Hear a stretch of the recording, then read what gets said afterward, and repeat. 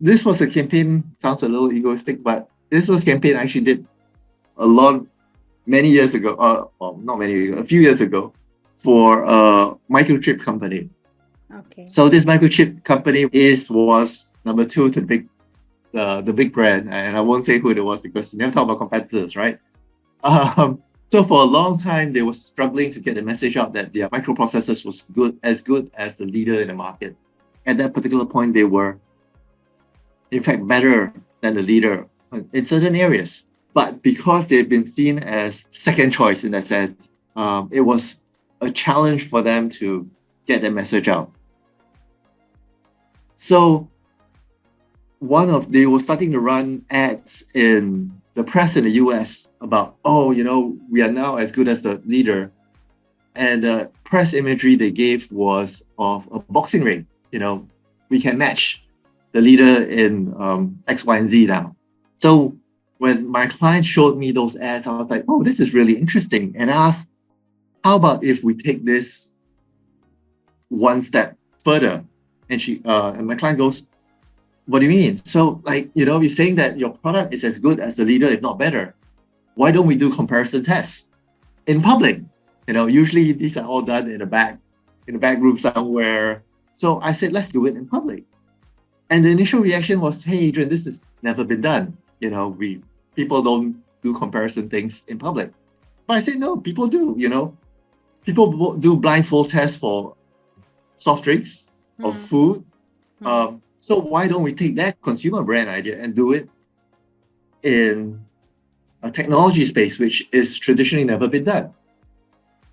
So after some discussions, in fact, a lot of discussions, we finally got to execute it. So we did it as an event. We invited media. We invited chief editor for technology publication to be the impartial judge. We brought in various business partners that use the microchip so that we can compare based on their systems, the two different processes, how would be the performance. To get the word out further, we leverage digital media. So we put the word out there that, hey, we're doing this comparison study. If you happen to be in the area and you're interested, please drop by and check it out. We were very naughty in that we went and bought table space at the food court nearest to the competitor and stuck stickers on the table saying that, hey, we're doing this challenge at this time at this place. We challenge this other brand to come down. So word got out. The forums, people started talking about it, which was great. And on that day itself, when we were having that event, we had a lot of press show up. Some of them were from overseas. We hadn't even invited. They found out about it. They said, we want to come. So we were like, sure, please do. But at the event itself, we had a room at Ritz-Carlton. We had a lot of strangers come in. So we were expecting, a few people, maybe 3, 4, 5 people to show up, geeks and all that who might be interested. But we ended up having a lot of people. This was great. Until then, we saw a guy in army uniform standing in the back, and we're like, okay, what the army doing here? And so after a bit of discussion, I was nominated to go up to the guy and go, hi, could I help you? And he goes, oh no, I saw all the chatter on digital media. So I took a bit of time off from my army duties to come out and check out the event. Wow. Very effectively got the word out.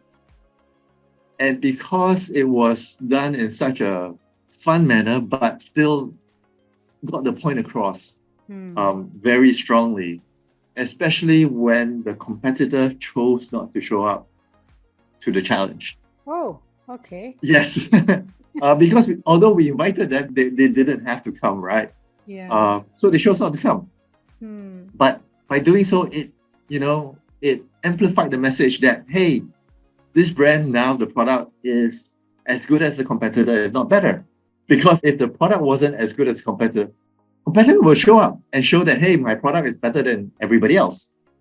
But because they didn't show, everybody started talking, oh, wow, looks like this brand, this new microprocessors are as good as anything else in the market. And the press picked up on it. The press talked to the people in the room, are you excited about this product, etc., etc. And after that, people were talking about it, digital media, etc. And to, I guess, bring that smile and that laughter into the activity, we published 10 reasons why the competitor didn't show up. And it was all done in tongue in cheek. So we made jokes about it and etc. But it got the point across. Yeah. And people remembered. So there are some people I still meet, some geeks I still meet, and some technology publishers I still meet, and they still talk about it. Oh, that event you did, that was very naughty of you, but we had a lot of fun. So the message got through, we engaged the audience successfully, and because it was holistic, so we did out-of-home advertising, the tables, we did digital media, we did a particular event, we did follow-ups after that. So I think this is where the new old normal has to go to. We have to make it fun for people again. We have to make it interesting for people again. And it has to be done out of homes. Obviously, they didn't buy any product then because we weren't selling a product at the event. But people went, oh, this is great. And we saw increase in sales interest from the client. So this is what we need to do.